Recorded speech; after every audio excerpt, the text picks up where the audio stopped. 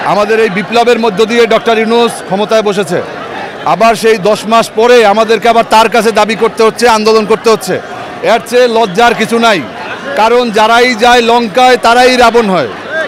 আমরা দেখছি যে এই ক্ষমতার চেয়ার যারাই পায় তারাই তাদের সেই জনগণের কথা তারা ভুলে যায়। আজকে আমাদেরকে আন্দোলন করতে হবে কেন? তারা তো আমাদেরই শক্তি।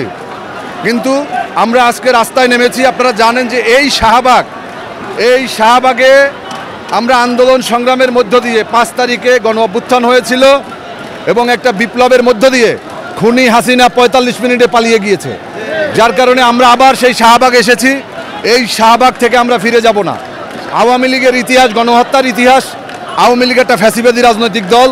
আওয়ামী লীগ স্বাধীনতার পরে সর্বপ্রথম মেজর জলিলকে গ্রেপ্তারের মধ্য দিয়ে গ্রেপ্তার শুরু করেছে। আপনারা জানেন চলচ্চিত্রকার জহির রায়হানকে গুম করার মধ্য দিয়ে খুনি মুজিব বাংলাদেশে গুমের ইতিহাস তৈরি করেছে। বাংলাদেশের সমস্ত রাজনৈতিক দলকে 1975 সালের 25শে জানুয়ারি তারা হত্যা করেছিল, তাদের রাজনীতি নিষিদ্ধ করেছিল। আপনারা জানেন যে 1975 সালের 16ই জুন বাংলাদেশের সমস্ত গণমাধ্যমকে তারা গলা টিপে হত্যা করে বাকশালের মুখপাত্র হিসেবে 4টা পত্রিকা রেখেছিল। এই আওয়ামী লীগ ইতিহাস হচ্ছে একটা কলঙ্কের ইতিহাস। আওয়ামী লীগের ইতিহাস হচ্ছে একটা খুন গুমের ইতিহাস।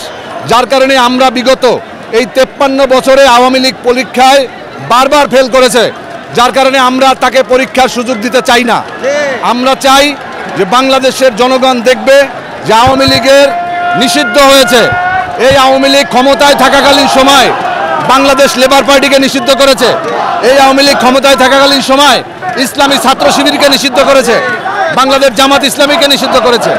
যার কারণে আমরা চাই আওয়ামী লীগের নিষিদ্ধ ছাড়া আমরা এখান থেকে ফিরে যাব না। এই আওয়ামী লীগের কাছে যারা দাঁড়াবে, আওয়ামী লীগের পাশে যারা দাঁড়াবে, আওয়ামী লীগের প্রতি যারা মানবিকতা দেখাবে তাদের বিরুদ্ধে আমরা অমানবিক হব।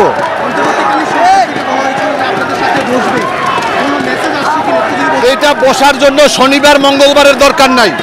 আমাদের সবার নাম ঠিকানা মোবাইল নাম্বার সব আছে।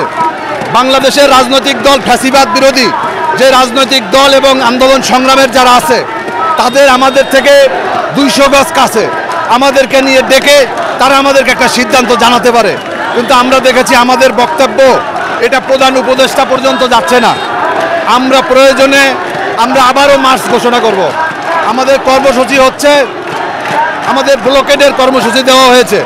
আমরা যার কারণে এখানে এসেছি, আমরা এখানে থাকব। আওয়ামী লীগের নিষিদ্ধ হচ্ছে আমাদের একমাত্র দাবি।